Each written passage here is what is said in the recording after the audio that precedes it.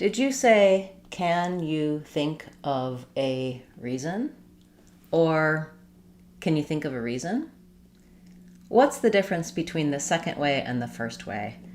When I speak word by word, I might be pronouncing all of the sounds in each of the words correctly, but in fluent natural speech, we don't say all of the sounds. We link words together, we reduce, and we connect, and that's what makes a natural sounding fluent English. So let's break down, can you think of a reason, and talk about how the written words differ from natural fluent speaking. So first of all, when I say, can you think of a, the word can doesn't keep its clear ah sound. When I say I can, I use a clear ah, but most of the time, can is helping another verb. And in this case, the important verb in the phrase is think. Can you think of a? Can you think of a? So I'm stressing more and stretching on think, and can becomes more of can you think of a? This is important because often to tell the difference between can and can't, it's hard to hear that. Can't is going to keep its ah sound, whereas can becomes more can you think of a? Sometimes we reduce the word you to more of a ya, can you think of a? So it's not wrong. In this case, can you think? I think I just simply go quickly on the word you. So can you think of a reason? These are the places I'm stretching. The other words are going to be really reduced and go fast. So can you think of a? Can you think isn't going to change. And this is helpful because as I'm saying the TH sound, this is a trickier word for some people to pronounce. Getting that placement correct, making sure that you have the before the K, think of a. But what it will do is it will link to the next word. So rather than think of with a clear k sound and breaking, think of.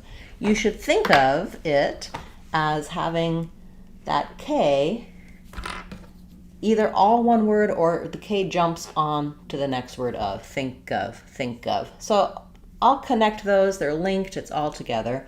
Now the word of, we talked about last week, it is not a logical word in terms of how it's spelled. Letters O, F say the and the V sound. So I'm going to rewrite that here for you with letter U for the and a letter V for the V sound. And again, think of, my F is going to connect there. It's really important to keep that V sound because think of, if I lose that think of, you can really hear that difference. It's not going to sound natural. It might sound more like the word off instead of. Also, the word the first time I modeled this for you when I was saying it word by word, I said a reason. Now, this is something you'll hear native speakers do sometimes, but most of the time, the only correct pronunciation for the word is a schwa sound, think of a, because it needs to be short and unimportant. If I give it a clear vowel A, it's gonna stand out and it's not an important word here. I'm building up to the word reason, where my first syllable is stressed, my second syllable is short and unstressed.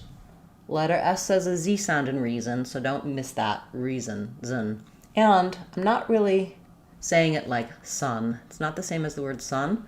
There's no real vowel before the N. Reason, zin. It's a syllabic N there. So let's try it all together. Can you think of a reason? Can you think of a reason? I would suggest to practice this, or any phrase like this, do backwards chaining. So you want to start with your stressed word, reason, and then add in one word at a time. A reason, think of a reason, think of a reason, can you think of a reason? That's going to help you get can you think of a to be fast, stressed, and connected correctly. Reason, can you think of a reason? Once you can say that, you can fill in the blank with other stressed words. Time, can you think of a time? Time when something happened. Idea, can you think of an idea? So it's a good way to practice getting that rhythm, that natural flow for not just this sentence, but lots of different constructions that end with the stressed word. Okay, let's do one more. Again, I want you to say it out loud with me or by yourself and listen to how you're saying it. Is it word by word, or are you linking and reducing? So the next sentence is, it depends on the time of day. So again, obviously that was pretty choppy, word by word. I'm not going to say it that way. When I naturally speak, if I said this sentence, I'd say, it depends on the time of day. Depends on the time of day. So depends and time, depends on the time of day, are going to be the important words here. Even though day is at the end and often we stress the last content word in the phrase, time of day functions as a frame or functions as a phrase, and time is the important part of that. Time of the year, time of day. So we're going to be stressing on time there. So it depends on the time of day. So here, not a lot of reductions, but depends on, we're going to link. So you're going to hear that Z sound from depends more clearly as it moves into the vowel of on. So you can think about that like depends on. One thing I will say there is that we aren't really saying that D any longer because of the rule of three. The n, d, z becomes just depends on. If I try to put the D there, depends on, it's going to be awkward. It's hard to do. So you really just want to think about this as the n linking right into the z sound, depends on. It depends on the weather, it depends on the time of day. Okay, on the, watch out for your word the. You don't want a the here. So if I'm saying it's the best time, then I would use an E, but normally the word the, when it's followed by a consonant sound, is going to have a schwa, the time. Sometimes I even think of it as having no vowel there at all, just a short little voiced the time, the day, the time, the place. Really de-emphasize it. Depends on the time of day. So actually, time of day is going to get some stress here too, because it comes at the end, and time of day, time and day are both important in that. We have our word of again here with our and v sounds. And in this case, time of day, what may happen is that it's when I have the v before consonant, time of day, technically I'm going to keep that v sound. But often in fast fluent speech, native speakers may drop this, the time of day. I don't have the time of day. I don't have, I'm trying to think of another, much of, or much, let's see, which of them. So you can, if it's difficult for you to put that v in there, as long as you're going fast enough and you're stressing not on the word of, if I take too long, time a day, that just sounds wrong and you don't want to do it. But time of day, what time of day. When it's fast and following the correct rhythm, that v can drop in some cases when there's a consonant following it. So here, of a reason, my v is never going to drop. I'm not going to say it's even harder to do. So there you have to keep your v sound. When there's a consonant, maybe you might lose that v sound. Okay, so breaking those down, the idea there is, again, being aware that in connected speech, we're not speaking word by word. There's no breaks afterwards. We're linking, connecting, and reducing. And you can get more help for that in our linking and reduce sounds playlist, as well as our Real Talk playlist, where we just break down words, phrases, conversations to show you how people actually speak in fluent speech versus written words. Another place you can get help for implementing this, finding out what you're doing and trying to get it to happen more easily in your speech, is in our new Smart app. You can click the link in the description for this video to get yours, to download it and start learning and getting specific practice and feedback for your accent patterns in your fluent speaking. So I hope you'll check that out. Welcome everyone. It's nice to see you here. Please feel free to put your questions in the chat at any time. You can also leave comments if you're watching this later on, not as a replay. But I'll turn to your questions now. It can be about fluent speaking, English pronunciation, whatever is going to be most useful for you. So nice to see you.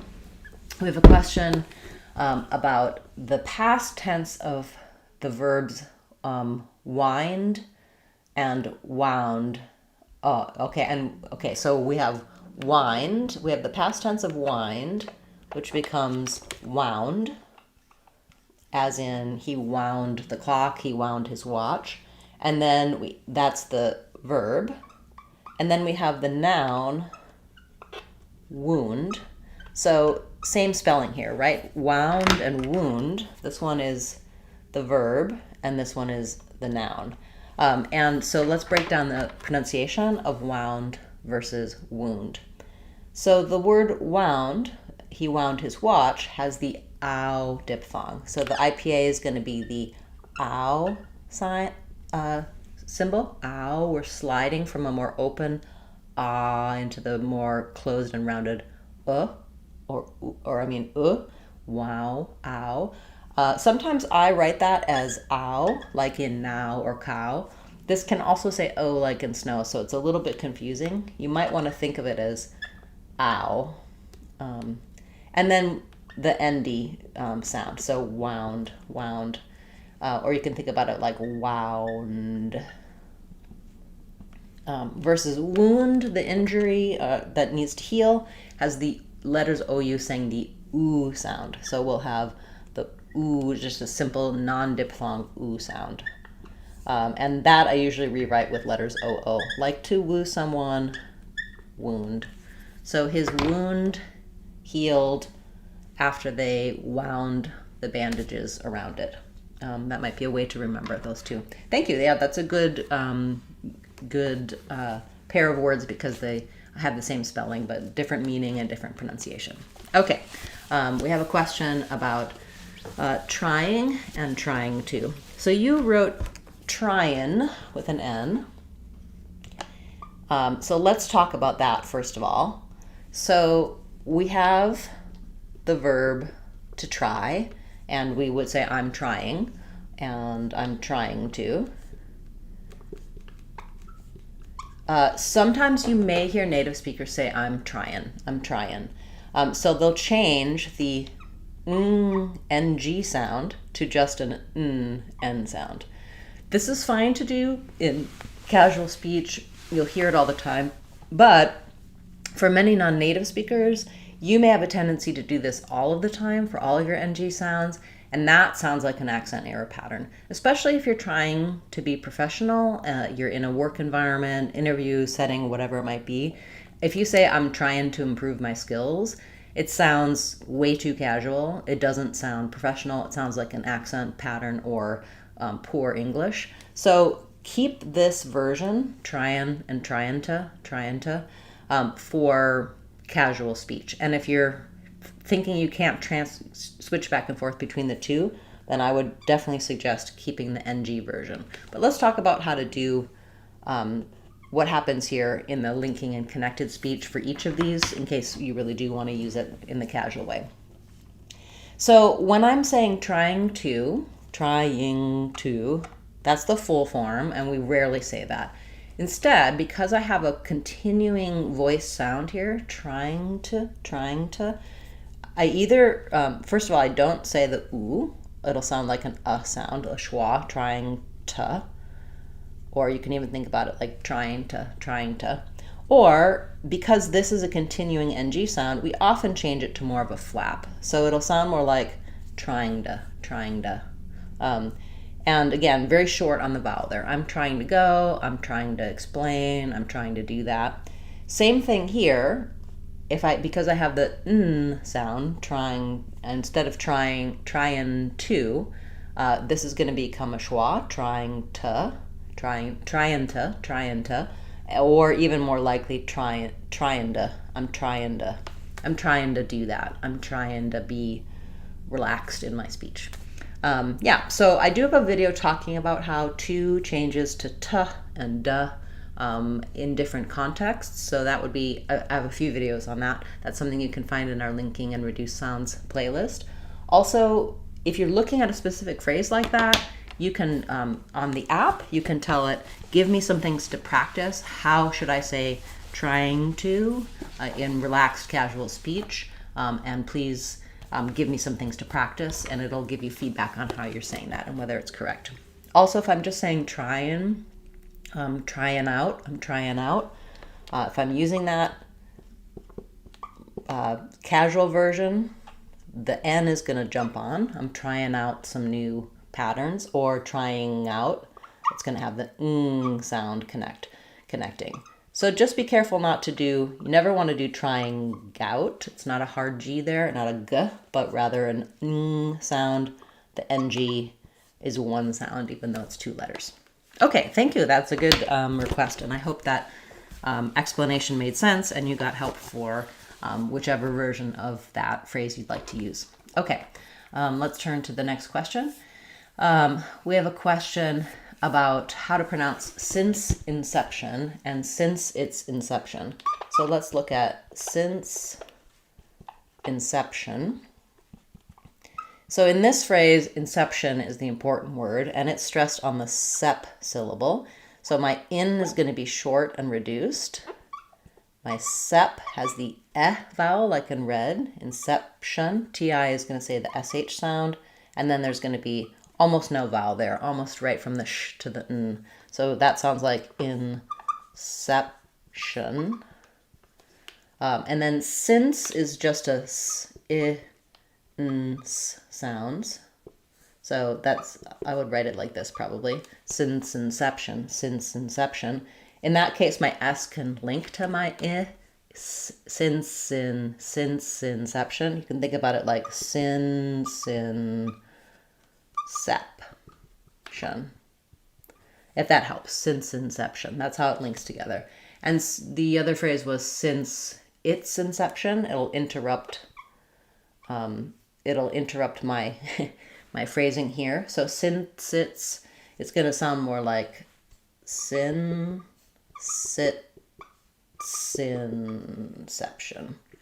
Since its inception. Yeah, that looks very different when you see it written out with words like that. But that's just because as we link, often the end of the previous word will jump onto the beginning of the next word. So hopefully that visualizing it that way and practicing building up that connected way of saying it helps you with those two phrases. Thank you. That was a good question. Okay. We have a question about squirrel away some money correctly. Okay, so the challenges here, main challenge is probably squirrel. Many people struggle with this because of the combination of sounds. So I like to rewrite this one with a different spelling. It's still difficult because we have the and the ol sounds together. But when we think about how it's actually pronounced, the QU is a k and a w sound. So the IPAs can be squa. The IR is just like in bird or person. So it's just a plain sound, no sliding, no diphthong there. And then squirrel, ol. In the dictionary, you might see it like that, or like that, squirrel, ol, or even just with a tiny little schwa before the L. So thinking of that as, I would rewrite it as squirrel. And then when I'm saying squirrel away, I'm going to link my L to the next sound of away. So away has a schwa, and then we're stressing on the way, squirrel away. So thinking about that, squirrel way. So you could actually, instead of squirrel, if I'm saying squirrel by itself, squirrel, it's more like two syllables. If I'm saying squirrel away, you kind of don't need this quite as much. So you can think about that more as though it sounded like squirrel, squirrela. There's still a little bit of a glide between the R and the L, squirrela. So squirrel away. What was the rest of your phrase? Squirrel away some money. So money is going to be the stressed word here. And watch on money that letter O, you want a schwa there. It sounds like So some and money have the same sounds. So my some, I'm going to again have an sound. So both of those letter O's say some money, some money. And then this one is going to be very short, unstressed schwa, some money. Squirrel away some money, some money. So this one's going to be a little bit longer on the schwa. Yes, we'd all like to squirrel away some money, to have extra money that we can squirrel away for a rainy day. Thank you, that's a good phrase, and a lot of complicated challenges in pronouncing that. Okay, can job hunt and job hunting be used as both nouns and verbs, sometimes written with a hyphen when used as nouns? Yeah, let's see. He's on a job hunt. He's job hunting. So that would be the verb version. Yeah, but a lot of times things that can be verbs can turn into nouns. So job hunting is challenging. That would be the noun version. And yes, we do sometimes hyphenate a noun, a verb that turns into a noun, job hunting. That way you can, that's another clue that it's the noun. And of course, the word order is challenging. The word order will tell you as well. And then for example, for the noun for job hunt, his job hunt is complete. So there's another example where that's going to be a noun, and you may or may not hyphenate that. I don't know if I've ever seen that one hyphenated, but I'd have to double check on the grammar of that.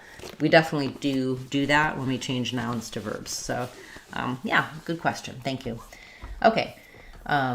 We have a question about the pronunciation of urban versus urbane. So let's look at how to pronounce urban and urbane. So the difference here is in the stress and therefore the vowel sounds. In urban, we're stressing on the first syllable, and in urbane, we're stressing on the second syllable, bane. So when I stress on then that is going to be long and clear. So you can think of it as UR or ER. It's the same sound. It's just an There's no sliding there. So just an And then my A almost disappears. Urban, bun.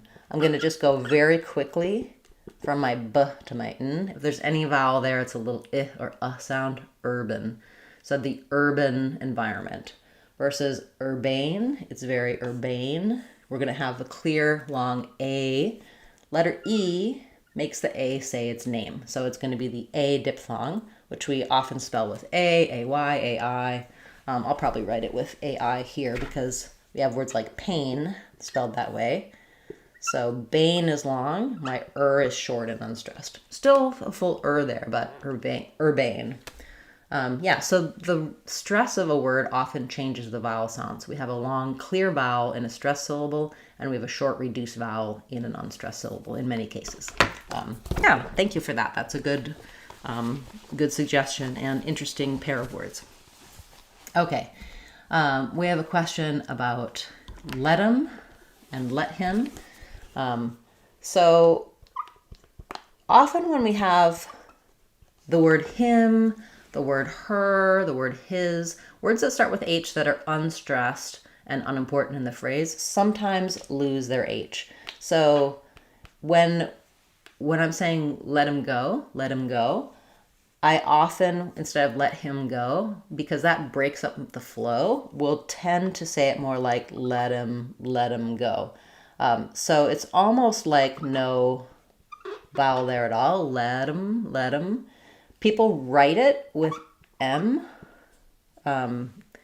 or im. I mean, not that this is a written form, but to try to, if you're writing down to try to show how somebody's saying let him. I think what's happening really there is more of a schwa, let him. So, but in any case, you want that to be very little vowel. I kind of like this way of writing it, let him, because you're just going almost as quickly as you can from the flap of the T to an let him. So yes, I should probably also write it more like let 'em, because this T, it's not let 'em in American English. It becomes a flap, so it's voiced.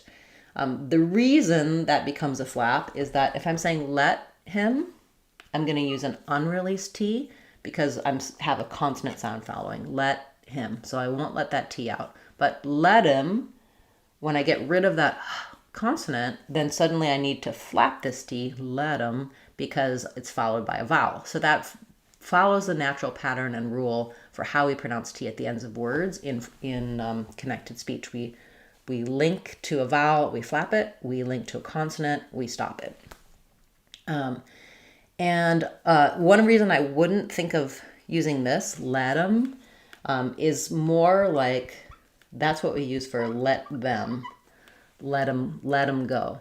Now, the difference between let 'em and let 'em is so subtle that really you kind of need context to tell if you're saying him or them. And I do have a video covering that, which after class, I will put a link to that in the description and in the comments for this video, so you can get a little bit more help for that distinction as well. Yeah, that's a great question. Thank you so much. That really fits into the theme of fluent speaking and how we connect and link. So thank you for that. And thank you everyone for being here. It's fun to see you week after week on Saturdays, to hear your questions. It helps me know what videos to make on the channel, what additional things to put into my app to help you as you're practicing and working on your speech. Okay, we have a question about the Dow Jones Industrial Average and the NASDAQ Composite in fast speech. Yeah, so that makes me think of listening to the news. So the Dow Jones Industrial Average, it's quite a mouthful. So we have Dow Jones Industrial Average. So how we say this, the Dow Jones Industrial Average, I would say is kind of the stress pattern is a little bit of stress on all of these. Dow Jones, a little bit more on Dow. So up, down, Dow Jones, industrial, average. This one is up, down too. So main stress here is on average. The Dow Jones Industrial Average, which means we're going to connect where we can. Dow Jones doesn't really have any connection. This is the ow, like in how and now. So just watch out. That's not dough, like snow or no. It's more Dow. So it's Dow. Dow Jones. The O is the O sound because of the E here. So Dow Jones Industrial. Jones Industrial. This can link together with a Z. Dow Jones Industrial. Stressing on DUS. So trio is quick. Dow Jones Industrial Average. So the L can link a little bit between industrial and average. The Dow Jones Industrial Average. The word average is not usually average, all three syllables. We just do average. So the Dow Jones Industrial Average was calculated at blank at the end of close today. Yeah, okay, that's definitely a very specific one, but I'm happy to help you be able to say that naturally. Hopefully that explanation helps. And then you also wanted to know about NASDAQ Composite. So NASDAQ is a acronym or abbreviation. And sorry, I'm looking for the spelling, NASDAQ. And we pronounce it as first syllable stress, NAS, with the A vowel. Letter S says Z in NASDAQ. And then we have secondary stress on the DAC. So we have another clear vowel there. So I would think of that as NASDAQ. And the NASDAQ Composite, the word composite, has second syllable stress as well. So it looks a little bit like compose, which has an O, but this is an A vowel, compa. This S also says Z. And the E, this is not like sight, doesn't say I, it's just the same as an I vowel, composite. So I would write it this way, composite. IPA is schwa there, composite. The NASDAQ Composite. Yeah, that's fun. I'm sure there's other people that need to say that who, it's not 100% clear from looking at the spelling of NASDAQ, how you would say it. You may have heard it, but how that flows in natural speech, NASDAQ Composite, main stress is on the PA of posit, and some secondary stress on the NAS of NASDAQ. Okay, great. We have a question about in the word reply, is the E in r pronounced schwa or E like in bleed? Okay, so yes, in reply, my stress is on ply, which means I'm going to have a reduced vowel here, which is either going to be a schwa or more likely a little bit of an I sound. It really doesn't matter too much. In the dictionary, you're going to see it with an I, which is just a convention we usually do for letter E or letter I. And then we have the ply. So rather than thinking of it as reply, thinking of it more as reply. So making sure that your vowel is long and clear here and is short and reduced here. So if you say I'm going to reply, or I'm going to reply, that doesn't make any difference. But if you say I'm going to reply, it sounds more like I plied once and I'm going to reply. We tend to use R-E as a beginning for re.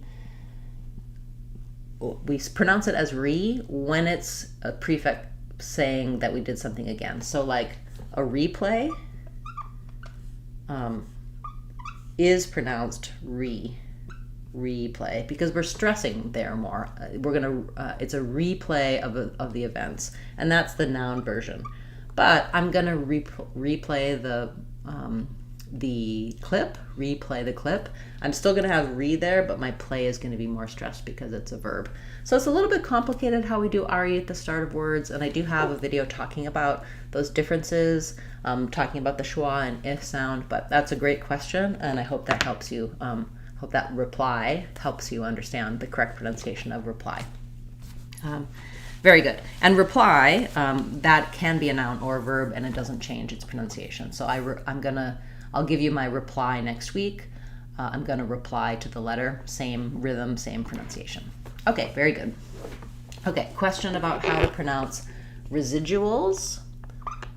So we reside somewhere. We have residual damage, and residuals is the noun version. So we have, again, our unstressed RE, sounds like ri. Letter S says the Z sound, and that's where my stress is. Zid. Letter I says I. Residuals. The DU here, residu, is more of a J sound. Rather than we don't want residuals, we want residuals. And my letter U here doesn't say just oo, not residuals. We have a y sound, residuals. So uals. This letter S is also a Z. So thinking of that, breaking it down, I would write it as, rather than re, I would write it as ri, zid, residu. Actually, I wouldn't write a D there. I would write it as zidge. So a J sound, which I'll write as DGE, residuals.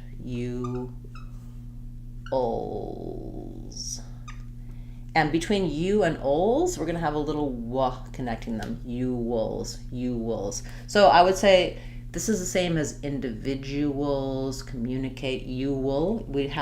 We need to do vowel to vowel linking between the rounded u and the unrounded uwls, residuals. Yeah, it's definitely a tough one. Same thing happens in gradual, residual is the same kind of pattern, individual as well. Okay, thank you for that request, and I hope that clears that up and helps you find kind of the place that's different.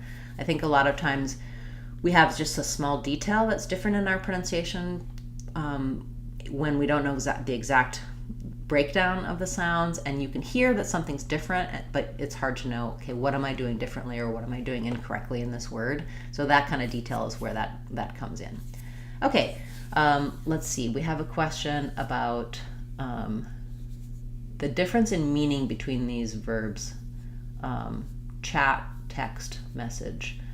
I'm not sure what you mean there, just like how to use, we're going to chat, I'll text you, I'll message you. So text you and message you are basically the same, but message could be a WhatsApp message, it could be used for a direct message in an app. So message is more general. Text is specific. I'm going to send you a text via phone. We use that for SMS text, right? And then chat chat with you later. Chat can be like an actual live chat. Nice chatting with you. We can say that after we've sent a stream of chat messages in any sort of chat platform, text, social media chat, etc. So it kind of depends on the platform. They all generally mean the same thing, but the different details depend on what platform you're using. Okay, very good. We have a question about mortal. Is the T pronounced as a D? And in equivalent. So for mortal, yes. In American English, mortal. In British English, mortal. So they use a true T, but we use a flap here. We do the same thing in something like little or bottle, or anything with TAL or TLE is the same pattern of a flap T, sounds more like a D, and then a dark syllabic L, more dull. So a little bit of an ul sound there before my L. So stress on more, mortal. But it's not a strong D. I don't want a burst of air there, not more dull. I don't want that to be strong. It's one light tap up of my tongue for the D. Mortal, dull, dull. So I just kind of go right into the L there. Flap sound. Very good. And then you also asked about equivalent. So in the word equivalent, we stress on the quiv syllable. Letters Q, U say the qu sound. Letter I says I. Letter A says a schwa, an sound. And then we kind of lose the letter E. It's more of like lint, really short little schwa. Letter E says the I sound, so I'll write that here as I. So the equivalent, and equivalent amount. Yeah, okay, thank you. Good question. I do have a longer video explaining equivalent in more detail, so after class, I'll put that in the description. You can check that out if you need a little more detailed instruction on that word. Okay, I'm going to try to make sure I cover everyone's questions, so if you're asking a second and third question, I'll try to get back to you at the end, but I'm going to take new questions from different viewers as well, so stick with me and I'll probably have time for all of your questions today. We have a question about where to put the stress in reduplicative words like higgly-piggly or hoity-toity. We stress on the first of the pair. So if I'm saying hoity-toity, actually hoity-toity. I think we actually have we stress on both words of the pair. So it's hoity-toity. Hoity-toity. Main stress on the second one. Higgly-piggly, that's a hard one to say. Again, there's quite a bit of stress on the first one of the pair. Another example, like willy-nilly. Because the second word of a phrase, we tend to stress towards the end of a phrase. This will be the primary stress, but there's pretty good secondary stress on the first part, willy-nilly. So everything happened willy-nilly.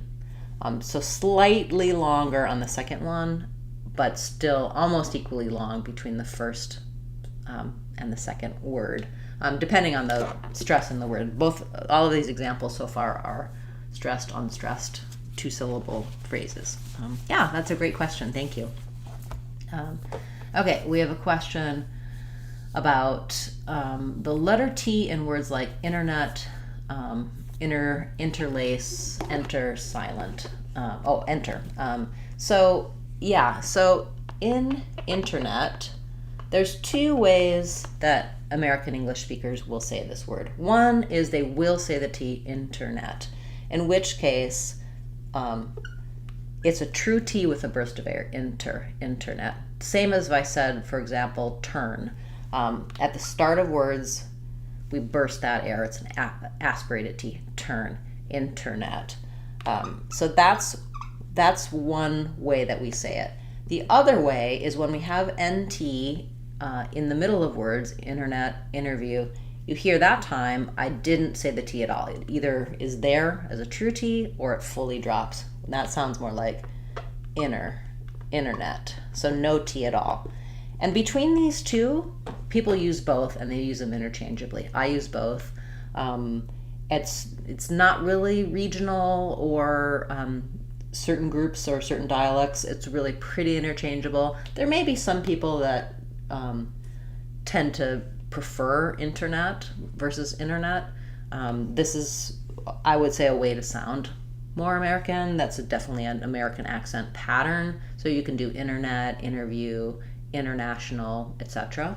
Anytime there's an NT like that. So same idea that you had for enter and enter the room. I would say in enter, I always use the T.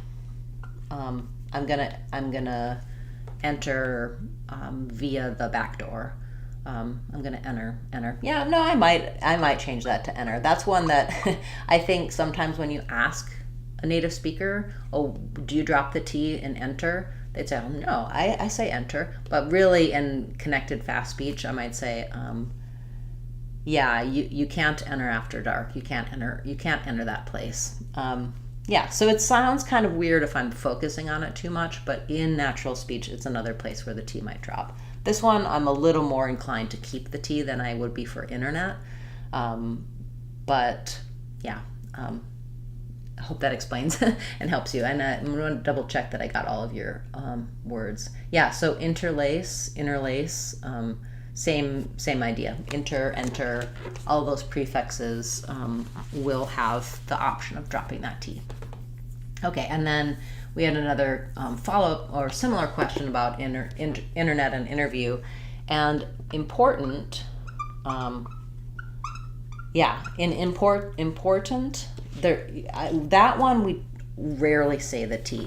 An important meeting, it just sounds like overpronounced, more British. So, but here we don't drop it. We don't do important. Can you hear how that would sound weird? Important with no T. So the N is a flowing interview. We just keep the N going. If it were something, in this case, important, we use a stopped or unreleased T. So I'm stopping the air. I'm not just dropping that T. I'm actually making it but not letting it out. So no T, just important. And going right into that N. I do hear younger speakers saying important. They'll flap that T. So you can say important or important, kind of depending on what you hear around you. Maybe if you're on the older side like me, you'll use the important, and if you're younger, you might say important. But don't say important. That sounds overpronounced. Okay, very good.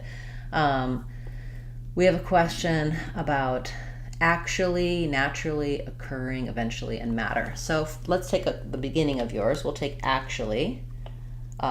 So if I'm saying this slowly and thinking, I might say actually. I might say all of the syllables, but the way people actually say this in connected speech is really actually.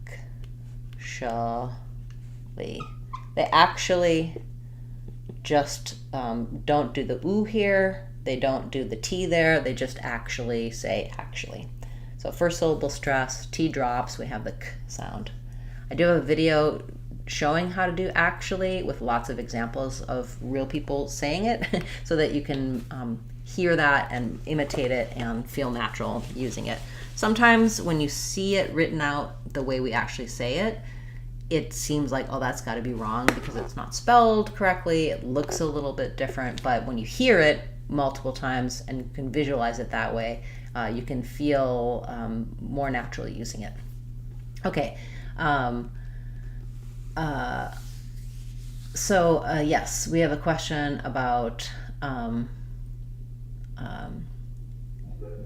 why does letter O sound like ah? So the letter O in American English, when it's in the stressed syllable and it's the main vowel in a word, like job, not, or problem. So in these words, it's the only vowel. In this word, it's the vowel in the stressed syllable, so it's the main vowel. 75% of the time, letter O is going to say ah. So this is different in different dialects of English. In British English, it may be an ah, a more rounded vowel. In American English, it's going to be ah, unrounded. And when you see this ah, you probably think of letter A, like father. A lot of languages spell the ah vowel with A, but in English we spell it with O. So you can just visualize job, not, problem, visualizes it as AH or as A. That's just our spelling pattern and our rule. O does sometimes say O, like in no or snow. It can also say ah, like in dog or coffee. That's this vowel. So there's still 25% of the time when it's the stressed vowel that it's going to say other things. When O is a double vowel, like in OA, like in road, or O with an E at the end, like in note, then it's going to say O like 95 to 99% of the time. So yes, sometimes O by itself doesn't say ah, but the best guess for O by itself when it's the stressed vowel is going to be the ah sound. It can also say schwa, like in some. That doesn't follow the rules at all. It should be som, like with note, because it has the E at the end, but it's just not. So a lot of these ones that are exceptions, you just need to memorize the spelling and the sounds, visualize them another way so you get the vowel correctly. But when you're going to guess, if O is the main vowel in the word, the best guess is ah, because 75% of the time that's what it'll say. I talk about the sounds and the spelling and the letters in a lot of videos here on the channel, and in our Sounds of English course on speechmodification.com, I'm going to walk you through each vowel sound, how it's spelled, also each letter, and what the main vowel sounds that those letters make. And then also for my app resources, we just practice a lot on the most common words so that you can learn what vowel sounds they have and what the spelling is relative to those sounds. So English doesn't have one-to-one correspondence. It's not one letter, one sound. We have inconsistent spelling. We do have patterns that you can learn, like I was showing you with those O's, 75% of the time it's ah. So that can be really helpful to learn, but then you also have a lot of words that you just need to memorize. What's the sound? What's the spelling? They don't always line up with rules or patterns. Yeah, so that might have been more than you wanted to know about why O says ah, but that's my best explanation for you. Okay, great. We have a question about words ending in ate. Are they stressed on the ate syllable, like calculate and celebrate? So in British English, I've noticed that they may say more like communicate. In American English, we don't stress on the ate. So I do stress in like communication, I stress on the A, but in communicate or in celebrate, I stress on cell. So the A stays, it has secondary stress and a clear vowel, but unlike celebration, where I stress on bray, in celebrate, the ate is unstressed. So this is one of the most common error patterns I hear for non-native speakers in American English, that they tend to want to stress educate rather than educate. So really focus on the stress is going to be elsewhere. It's not going to be on that A syllable in celebrate, educate, calculate, but it will always be on the A in ation words. Celebration, calculation, communication. So learning that pattern, that it's different between the ation version of the word and the ate version of the word, is a useful one, and I have some videos talking about that that you can check out here on the channel. I'll put a link to those in the description after class to help you. Okay, I'll take a few more questions and then we'll wrap up for today. It's been nice seeing so many of you here. Thank you for your great questions, for coming week after week, watching our videos and supporting the channel. And I want to give a special shout out and thank you to my channel members. I really appreciate your support, and I look forward to hearing your requests as well. And thank you for being a member of the channel. And also everyone who subscribes and watches the videos. That's just the best way to support the channel, show YouTube that you like the content, and so YouTube will show it to you and to more viewers. Okay, we have a question about the words column and colon. So in column, our pattern of letter O saying ah holds true here. It's the ah vowel, it's stressed on column. And in colon, it's also stressed on the co, but this one says the O vowel. So in colon, we have the O, and then the second O is a schwa, colon, lun. It's almost gone. There's almost no sound there. So I would write that as colon. He was cured of colon cancer.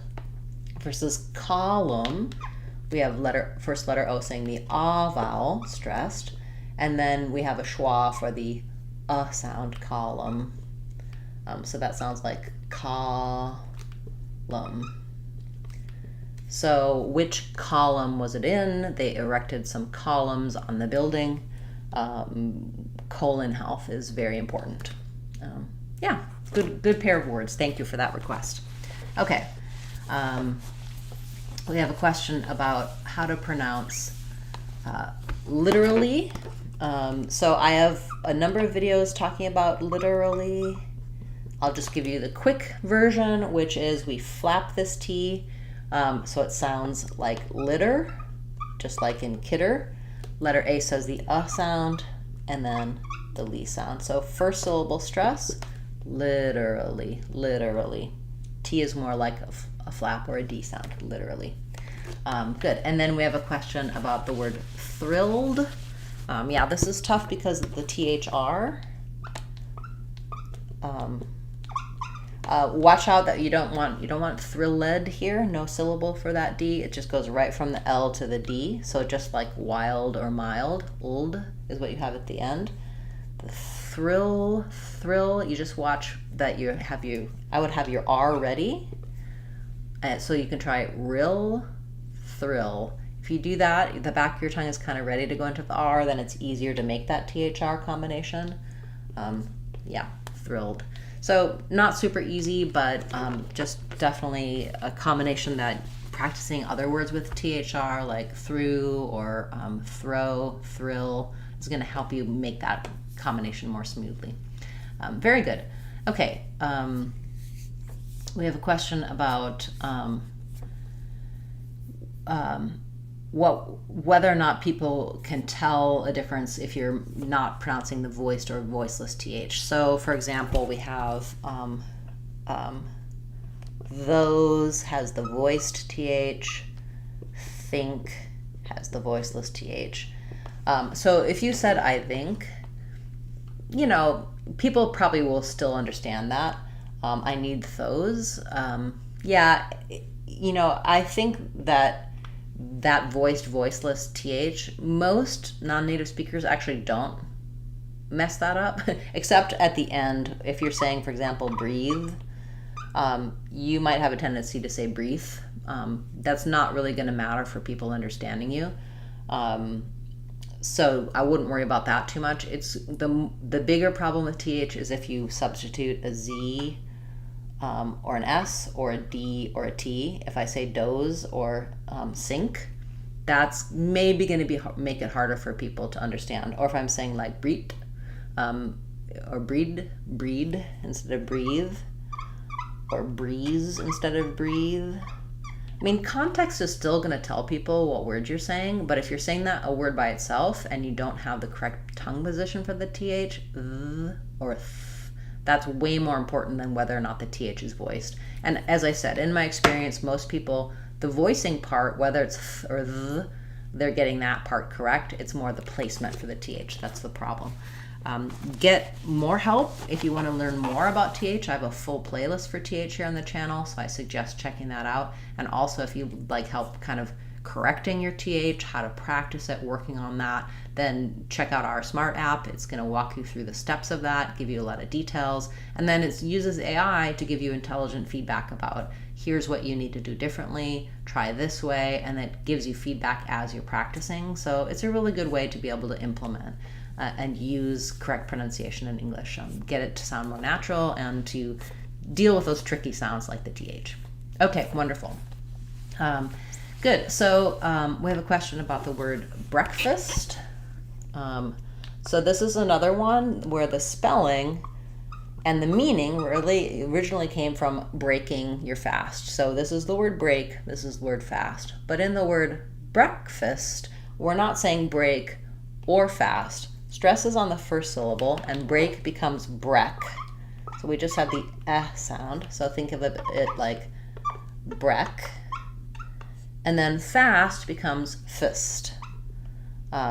So I would say it's probably written with a schwa or an I in the dictionary, but I would think about it as having no vowel. Breakfast. So most often I don't hear people say break here. They say breck, but they might say fast, breakfast. And you don't want fa, no a there, just fist, breakfast. What did you have for breakfast? Breakfast foods are my favorite foods. Yeah, that's a good question. Thank you so much. That is something that often people mispronounce and they don't realize that they're mispronouncing it. Okay, wonderful. This has been a great class. I'm sorry if I didn't get to every single question, but if I didn't get to your question, please put it in a comment and I'll follow up with you after class and give you some resources here on the channel or on my website, speechmodification.com. And if this was a helpful lesson for you, I will be back again next Saturday, so I hope you'll join me for that live question and answer, as well as on Tuesday, we have a new video coming out for you to learn more about American English pronunciation and practice. And as I've been saying all class, I'm really excited that I have the Smart app now, which you can get on speechmodification.com, and it's gonna really change and make a great difference for you in your English pronunciation and American accent. So start learning today, go to my website and get your Smart app. Thanks everyone for a great class, and I look forward to seeing you in Tuesday's new video and again live next Saturday. I'm Christine Dunbar from speechmodification.com. Remember, if you want to sound like a native speaker, you can do it. speechmodification.com. Bye everyone. Thanks for a great class today.